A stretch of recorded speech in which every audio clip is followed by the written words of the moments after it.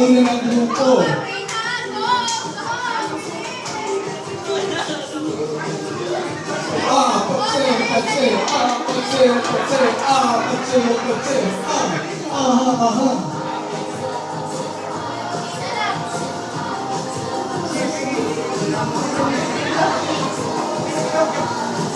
Uy, ang galing ni Sir ang bilis.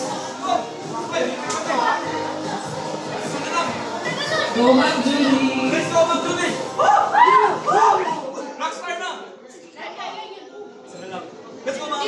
Mukhang may sisigaw na yata ng Rocky Roll! Second kami! Sayo na!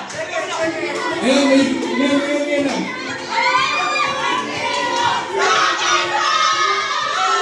Okay, we have a winner, and that is the group for...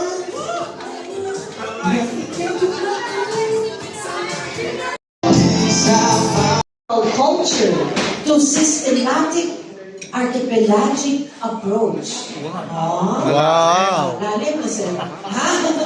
Gets ba? Systematic approach. Oh, gets ba, Ma'am Divine, sir? Gets ba? Okay, gets. And then, ang mga panelists, ito po. Kasapi Cabalay, Brigadier General Agripay, Chairman Emeritus ng Assembly of Service Academies and Schools Alumni Association. Kasapi Cabalay, Brigadier General Rufino Candelario, MNSA, Chairman, Philippine Air Force Flying School Alumni Association. Air Force, maritime na ito, pwede rin. Okay. Kasapi Cabalay, Brigadier General Raul Gonzalez, Chairman, PMMA, hindi PMMA, PMA lang. PMA, Alumni Association. Kasapi Lacan Yusek Gilberto DC Cruz, Chairman, PNP Academy Alumni Association.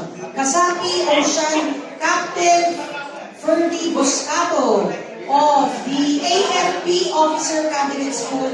Ang dami palang asosasyon. Okay, so sila po ang panelists para kung maintindihan natin ang, hindi ko ang title, ang team. Yung mahirap intindihan. Team, the Philippines from continental culture to systematic archipelagic approach. Yeah. Team, pwede ba? Gets ba?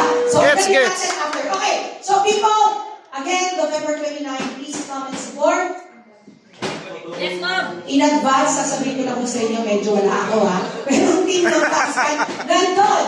Pero dahil nag-oo ako, as your representative, talagang po kailangan na palakasin po natin ang suporta natin para sabihin naman nila, hindi tayo